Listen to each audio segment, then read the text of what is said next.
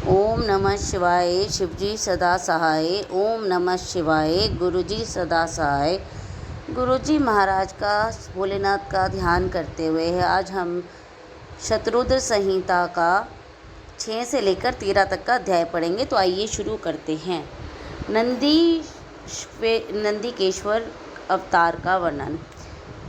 यहाँ तक 42 अवतारों का वर्णन किया गया। अब नंदीश्वतार का वर्णन किया जाता है। सनत कुमार जी ने पूछा, प्रभु आप महादेव जी के अंश से उत्पन्न होकर पीछे शिव को कैसे प्राप्त हुए थे? यह सारा वृत्तांत मैं सुनना चाहता हूँ, उसे वर्णन करने की कृपा करें। नंदीकेश्वर बोले, सर्वज्ञ सनत कुमार जी, मैं जिस प्रकार महादेव के अंश से जन्म लेकर शिव को प्राप्त हुआ उस प्रसंग का वर्णन करता हूँ, तुम सावधानी पूर्वक श्रवण करो। शिलाद नामक एक धर्मात्मा मुनि थे। पितरों के आदेश से उन्होंने अयोनिज सुव्रत मृत्युहीन पुत्र की प्राप्ति के लिए तप करके देवेश्वर इंद्र को प्रसन्न किया, परंतु देवराज इंद्र ने ऐसा पुत्र प्रदान करने में अपने को असमर्थ बताकर सर्वेश्वर महाशक्ति संपन्न महादेव की आराधना करने का उपदेश दिया। तब शिलाद भगवान महादेव को प्रसन्न करने के लिए तप करने लगे। उनके तप से प्रसन्न होकर महादेव पधारे और महासमाधि मग्न शिलाद को थपथपाकर जगाया।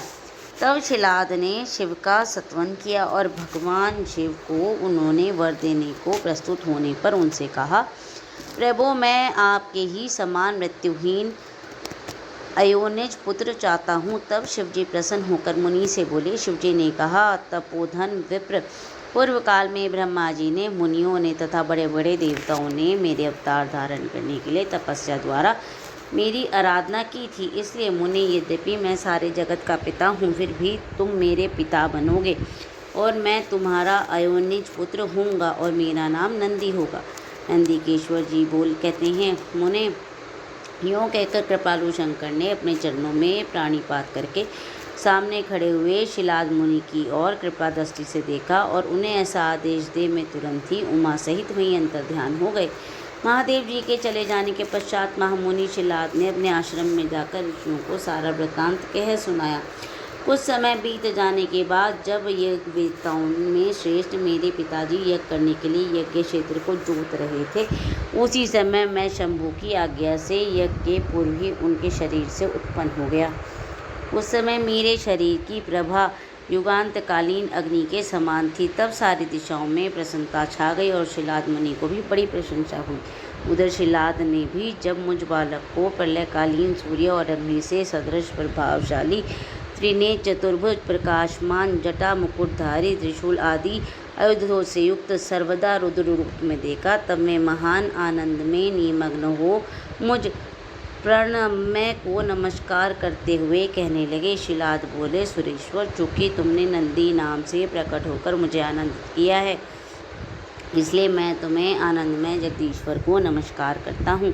नंदीकेश्वर जी कहते हैं, मुने, तदंतर जैसे निर्धन को निधि प्राप्त हो जाने से प्रसन्नता होती है, उसी प्रकार मेरी प्राप्ति से हर्षित होकर पिताजी ने महेश्वर की भलीभांति वंदना की और फिर मुझे लेकर मैं शीघ्र ही अपनी पर्णशाला को चले गए। महामुनि, जब मैं शिलाद की कुटिया में पहुंच गया, तब मैंने अपने उस रूप का परित्याग करके मनुष्य रूप धारण कर लिया। तदंतर शाल काल्य नंदन पुत्र वत्सल शिलाद ने मेरे जात कर्म आदि सभी संस्कार संपन्न किए। फिर 5वें वर्ष में पिताजी ने मुझे सांगोपांग संपूर्ण वेदों का तथा अन्य शास्त्रों का भी अध्ययन कराया। 7वां वर्ष पूरा होने पर शिवजी की आज्ञा से मित्र और वरुण नाम के मुनि मुझे देखने के लिए पिताजी के आश्रम पर पधारे। शिलाद मुनि ने उनकी पूरी आवभगत की। जब मैं दोनों महात्मा मुनीश्वर आनंद पूर्वक आसन पर विराज गए, तब मेरी ओर बारंबार निहार कर बोले। मित्र और वरुण ने कहा, तात शिलाद, यद्यपि तुम्हारा पुत्र नंदी संपूर्ण शास्त्रों के अर्थों का पारगामी विद्वान है, तथापि इसकी आयु बहुत थोड़ी है। हमने बहुत तरह के विचार करके देखा, परंतु इसकी आयु 1 वर्ष से अधिक नहीं दिखती। उन विप्र वरुण के यूँ कहने पर पुत्र वत्सल शिलाद नंदी को छाती से लिपटा कर दुर्खातों फुट कर रोने लगे। तब पिता और पितामह की मृतक की भांति भूमि पर पड़ा हुआ देख नंदी शिवजी के चरण कमल का स्मरण करके प्रसन्नतापूर्वक पूछने लगा, पिताजी, आपको कौन सा ऐसा दुकान पड़ा है जिसके कारण आपका शरीर काँप रहा है और आप रो रहे हैं? आपको यह दुख कैसे प्राप्त हुआ? मैं ठीक ठीक जानना चाहता हूँ। पिताजी ने कहा, बेटा, तुम्हारी अल्पायु के दुख से मैं अत्यंत दुखी हो रहा हूँ। तुम ही बताओ, मेरे इस कष्ट को कौन दूर कर सकता है? मैं उसकी शरण ग्रहण करूँ? पुत्र बोला, पिताजी, मैं आपके सामने शपथ करता हूँ और यह बिल्कुल सत्य बात कह रहा हूँ कि देवता, चाहे दानव, यम, काल और अन्य प्राणी, ये सब के सब मिलकर मुझे मारना चाहें तो भी मेरी बाल्यकाल में मृत्यु नहीं होगी। अतः आप दुखी ना हों। पिता ने पूछा, मेरे प्यारे लाल, तुमने ऐसा कौन सा तप किया है अथवा तुम्हें कौन सा ऐसा ज्ञान, योग या ऐश्वर्य प्राप्त है जिसके बल पर तुम इस दारुण दुख को नष्ट कर दोगे? पुत्र ने कहा, तात, मैं ना तो तप से मृत्यु को हटाऊंगा और न विद्या से। मैं महादेव जी के भजन से मृत्यु को जीत लूंगा। इसके अतिरिक्त अन्य कोई उपाय नहीं है। नंदिकेश्वर जी कहते हैं, मुने यूँ कहकर मैंने सिर झुकाकर पिताजी के चरणों में प्रणाम किया और फिर उनकी प्रदक्षिणा करके उत्तम मन की राह ली। इस प्रकार छठा अध्याय समाप्त। ओम नमः शिवाय। शिव जी सदा सहाय। ओम नमः शिवाय। गुरु जी सदा सहाय। नंदिकेश्वर के जन्म, वर प्राप्ति, अभिषेक और विवाह का वर्णन। नंदिकेश्वर कहते हैं, मुने वन में जाकर मैंने एकांत स्थान में अपना आसन लगाया और उत्तम बुद्धि का आश्रय ले मैं उग्र तप में प्रवृत्त हुआ, जो बड़े बड़े मुनियों के लिए भी दुष्कर था। उस समय मैं नदी के पावन उत्तर तट पर सुदृढ़ रूप से ध्यान लगाकर बैठ गया और एकाग्र और समाहित मन से अपने हृदय कमल में मध्य भाग में 3 नेत्र, 10 भुजा और 5 मुख वाले शांति स्वरूप देवादिदेव सदाशिव का ध्यान करके ये रुद्र मंत्र का जप करने लगा। तब उस जप से मुझे तल्लीन देखकर चंद्रादय भूषण परमेश्वर महादेव प्रसन्न हो गए और उमा सहित वहाँ पधार कर प्रेम पूर्वक बोले। शिव जी ने कहा, शीलानंदन, तुमने बड़ा उत्तम तप किया है। तुम्हारी इस तपस्या से संतुष्ट होकर मैं तुम्हें वर देने आया हूँ। तुम्हारे मन में जो अभीष्ट हो वह मांग लो। महादेव जी के यूँ कहने पर मैं सिर के बल उनके चरणों में लौट गया और फिर बुढ़ापा और शोक का विनाश करने वाली परमेशान की स्तुति करने लगा। तब परम कष्टधारी वृषध्वज परमेश्वर शंभु ने मुझ परम भक्ति संपन्न नंदी को, जिसके नेत्रों में आंसू छलक आए थे और जो सिर के बल चरणों में पड़ा था, वो अपने दोनों हाथों से पकड़कर उठा लिया और सिर पर हाथ फहराने लगे। फिर मैं जगदीश्वर, गणाध्यक्ष और हिमाचल कुमारी पार्वती देवी की ओर दृष्टिपात करके मुझे कृपा दृष्टि से देखते हुए यूँ कहने लगे, वत्स नंदी, उन दोनों विप्रों को तो मैंने ही भेज दिया था। महाप्राज्ञ, तुम्हें मृत्यु का भय कहाँ? तुम तो मेरे ही समान हो, इसमें तनिक भी संशय नहीं है। तुम अजर, अमर, दुख रहित, अव्यय और अक्षय होकर सदा गणनायक बने रहोगे और पिता और सुहृदर्ग सहित मेरे प्रियजन होंगे। तुम्हें मेरे ही समान बल होगा। तुम नित्य मेरे पार्षद भाग में स्थित रहोगे। तुम पर निरंतर मेरा प्रेम बना रहेगा। मेरी कृपा से जन्म, जरा और मृत्यु तुम पर अपना प्रभाव नहीं डाल सकेंगे। नंदिकेश्वर जी कहते हैं, मुनि यूँ कहकर कृपा सागर शंभु ने कमलों में बनी हुई अपनी शिरोमाला को उतार कर तुरंत ही मेरे गले में डाल दिया। विप्रवर, उस शंभु माला के गले में पड़ते ही मैं 3 नेत्र और 2 भुजाओं से संपन्न हो गया और द्वितीय शंकर सा प्रतीत होने लगा। तदंतर परमेश्वर शिव ने मेरा हाथ पकड़ कर पूछा, बताओ अब तुम्हें कौन सा उत्तम वर दूँ? फिर उन वृषभध्वज ने अपनी जटा में स्थित हार के समान निर्बल जल को हाथ में ले तुम नदी हो जाओ यूँ कहकर उसे छोड़ दिया। तब वह उत्तम जल उत्तम ढंग से बहने वाले स्वच्छ जल से परिपूर्ण महान वेगशालिनी दिव्य रूपा 5 सुंदर नदियों के रूप में परिवर्तित हो गया। उनके नाम हैं जटोदका, त्रिस्त्रोता, वशध्वनि, स्वर्णोदका और जम्बू नदी। मुने, यह पंचनद शिव के पृष्ठ भक्ति की भांति परम शुभ है। महेश्वर के निकट इसका नाम लेने से यह परम पावन हो जाता है। जो मनुष्य पंचनाथ पर जाकर स्नान और जप करके परमेश्वर शिव का पूजन करता है, वे शिवसा युज्य को प्राप्त होता है, इसमें संशय नहीं है। तत्पश्चात शंभु ने उमा से कहा, अब वे मैं नंदी का अभिषेक करके इसे गणाध्यक्ष बनाना चाहता हूँ, इस विषय में तुम्हारी क्या राय है? तब उमा बोली, देवेश, आप नंदी का गणाध्यक्ष पद प्रदान कर सकते हैं, क्योंकि परमेश्वर यह शीलानंदन मेरे लिए पुत्र सरीखा है, इसलिए नाथ यह मुझे बहुत ही प्यारा है। तदंतर भक्तवत्सल भगवान शंकर ने अपने अतुल बलशाली गणों को बनाकर उनसे कहा। शिवजी बोले, गणनायकों, तुम सब लोग मेरी आज्ञा का पालन करो। यह मेरा प्रिय पुत्र नंदिकेश्वर सब गणनायकों का अध्यक्ष और गणों का नेता है, इसलिए तुम सब लोग मिलकर मेरे गणों से अधिपति प्रेम पूर्वक अभिषेक करो। आज से यह नंदिकेश्वर तुम लोगों का स्वामी होगा। नंदिकेश्वर जी कहते हैं, मुनि शंकर जी का इस कथन पर सब गणनायकों ने एवं मस्तु कहकर मुझसे स्वीकार किया और मैं सामग्री जुटाने में लग गए। फिर सब देवताओं और मुनियों ने मिलकर मेरा अभिषेक किया। तदंतर मरुतो तो मनोहारिणी दिव्य कन्या सुयशा से मेरा विवाह करवा दे। उस समय मुझे बहुत सी दिव्य वस्तुएं मिली। महामुनि, इस प्रकार विवाह करके मैंने अपनी उस उत्तम पत्नी के साथ शंभु, शिवा, ब्रह्मा और श्री हरि के चरणों में प्रणाम किया। तब त्रिलोकेश्वर भक्तवत्सल भगवान शिव पत्नी सहित मुझसे प्रेम पूर्वक बोले। ईश्वर ने कहा, सतपुत्र, यह तुम्हारी प्रिय सुयशा और तुम मेरी बात सुनो। तुम मुझे परम प्रिय हो, अतः मैं स्नेहपूर्वक तुम्हें अनुवांछित वर प्रदान करूँगा। गणेश्वर, नंदीश, देवी पार्वती सहित मैं तुम पर सदा संतुष्ट हूँ, इसलिए बस तुम मेरा उत्तम वचन श्रवण करो। तुम मेरी अटूट प्रेमी, विशिष्ट, परम ऐश्वर्य संपन्न, महायोगी, महान धनुर्धारी, आज ये सबको जीत लेने वाली महाबली और सदा पूज्य होगे। जहाँ मैं रहूँगा वहाँ तुम्हारी स्थिति होगी और जहाँ तुम रहोगे वहाँ मैं उपस्थित रहूँगा।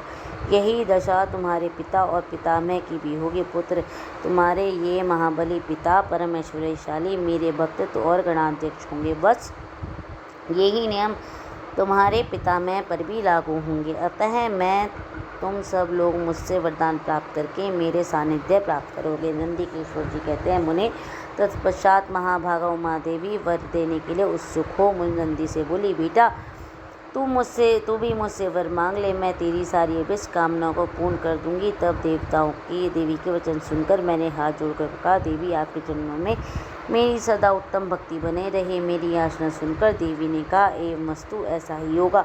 फिर शिवा नंदी की प्रियतमा पत्नी सुयशा से बोली। देवी ने कहा, वत्स, तुम भी अपना अभिष्ट वर ग्रहण करो।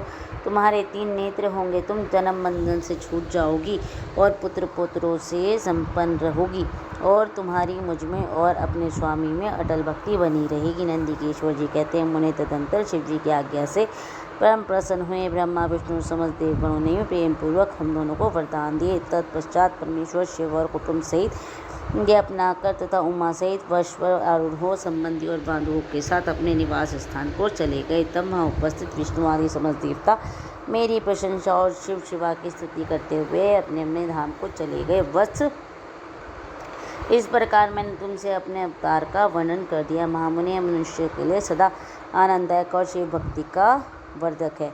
जो श्रद्धालु मानव भक्ति भाव चित्त से मुझ नंदी के इस जन्म वर प्राप्ति, अभिषेक और विवाह का वृत्तांत को सुनेगा अथवा दूसरों को सुनाएगा या पढ़ेगा या दूसरों को पढ़ाएगा, वह इस लोक में संपूर्ण सुखों को भोग कर अंत में परम गति को प्राप्त होगा। इस प्रकार 7वां अध्याय समाप्त। ओम नमः शिवाय। शिवजी सदा सहाय। ओम नमः शिवाय।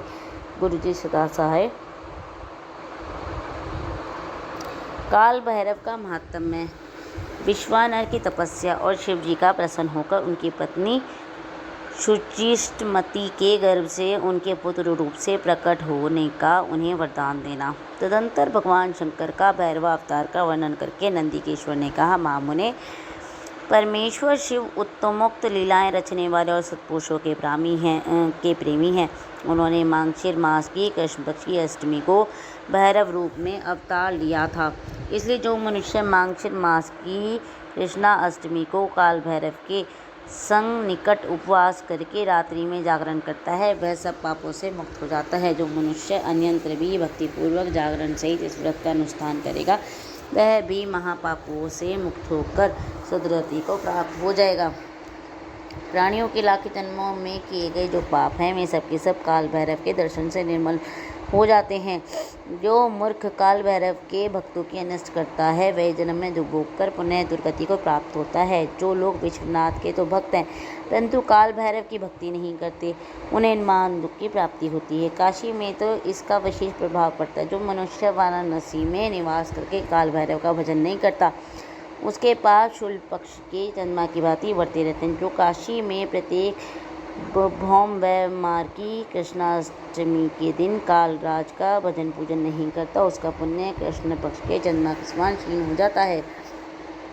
तदनंतर नंदिकेश्वर ने वीरभद्र और शर्वावतार का वृत्तांत सुनाकर कहा, ब्रह्मपुत्र भगवान शिव जिस प्रकार प्रसन्न होकर विश्वानर मुनि के घर अवतीर्ण हुए थे, शशि मौली के उस चरित्र को तुम प्रेम पूर्वक श्रवण करो। उस समय में तेज की निधि से अग्निरूप सर्वात्मा परम प्रभु शिव अग्निलोक के अधिपति रूप के ग्रहपति नाम से अवतीर्ण हुए थे। पूर्व काल की बात है। नर्मदा के रमणीय तट पर नमपुर नाम का एक राजा था। उसी नगर में विश्वानगर नाम के एक मुनि निवास करते थे। उनका जन्म शांडिल्य गोत्र में हुआ था। वे परम पावन पुण्यात्मा शिव भक्त ब्रह्म तेज की निधि और जितेंद्रिय थे। ब्रह्मचार्य श्रम में उनकी बड़ी निष्ठा थी। वे सदा ब्रह्म यज्ञ में तत्पर रहते थे। फिर उन्होंने सुषिष्मति नाम की एक सद्गुणी कन्या से विवाह कर लिया और वे ब्रह्मोचित कर्म करते हुए देवता तथा पितरों को प्रिय लगने वाला जीवन व्यतीत करने लगे। इस प्रकार जब बहुत सा समय व्यतीत हो गया तब उन ब्राह्मण की भार्या सुषिष्मति, जो उत्तम व्रत का पालन करने वाली थी, अपने पति से बोली, प्राणनाथ स्त्रियों के योग्य जितने आनंदप्रद भोग हैं उन सबको मैंने आपके कृपा से आपके साथ रहकर भोग लिया, परंतु नाथ मेरे हृदय में एक लालसा चिरकाल से वर्तमान है और वह गृहस्थों के लिए उचित भी है। उसे आप पूर्ण करने की कृपा करें। स्वामी, यदि मैं वर पाने के योग्य हूँ तो और आप मुझे वर देना चाहते हैं तो मुझे महेश्वर सरीखा पुत्र प्रदान कीजिए। इसके अतिरिक्त मैं दूसरा वर नहीं चाहती। नंदिकेश्वर कहते हैं, मुनि पत्नी की बात सुनकर पवित्र व्रतपरायण ब्राह्मण विश्वानर क्षण भर के लिए समाधिस्थ हो गए और हृदय में यह उच्चार करने लगे, अहो मेरी इस सुमांगनी पत्नी को कैसा अत्यंत दुर्लभ वर मांगा है। यह तो मेरे मनोरथ पद से बहुत दूर है। अथवा शिव जी तो सब कुछ करने में समर्थ है। ऐसा प्रतीत होता है मानो उन शंभू ने ही इसके मुख में बैठकर वाणी रूप में ऐसी बात कही है। न तो दूसरा को नशा करने में समर्थ हो सकता है। तदंतर में एक पत्नी वर्ती मुनि वैश्वानर पत्नी का आश्वासन देकर वाराणसी में गए और घोर तप के द्वारा भगवान शिव का विरीशलिंग की आराधना करने लगे। इस प्रकार उन्होंने 1 वर्ष पर्यंत भक्तिपूर्वक उत्तम विरीशलिंग की तिलकाल अर्चना करते हुए अद्भुत तप किया। 13वां मास आने पर एक दिन में द्विजर प्रातःकाल त्रिपदगामिनी गंगा के जल में स्नान करके जो ही विरेश के निकट पहुँचे तो वहीं तपोधन से उनके लिंग के मध्य में एक 8 वर्षीय विभूति भूषित बालक दिखाई दिया। उस नग्न शिशु के नेत्र कानों तक फैले हुए थे। होठों पर गहरी लालिमा छाई हुई थी। मस्तक पर पीले रंग की सुंदर जटा सुशोभित थी और मुख पर हंसी खेल रही थी। वह शेष वोचित अलंकार और चिताभस्म धारण किए हुए थे और अपनी लीला शस्त्रों और श्रुति सूक्तों का पाठ कर रहा था। उस बालक को देखकर विश्वानर मुनि कृतार्थ हो गए और आनंद के कारण उनका शरीर रोमांचित हो उठा और बारंबार नमस्कार है ये उनका हृदयद्वार फूट पड़ा। फिर मैं अभिलाषा पूर्ण करने वाले 8 पदों द्वारा बाल रूप धारी परमानंद स्वरूप शंभु का सत्वन करते हुए बोले। विश्वानर ने कहा, भगवान आप ही एकमात्र आदित्य ब्रह्मा है। यह सारा जगत आपका ही स्वरूप है। यहाँ अनेक कुछ भी नहीं है। बिल्कुल सत्य है कि एकमात्र रुद्र के अतिरिक्त दूसरी कोई सत्ता नहीं है। इसलिए मैं आप महेश की शरण ग्रहण करता हूँ। शंभो आप ही सबके कर्ता हर्ता हैं और जैसे आत्मधर्म एक होते हुए भी अनेक रूप से दिखता है, उसी प्रकार आप भी एक रूप होकर नाना रूपों में व्याप्त हैं, फिर भी आप रूप रहित हैं।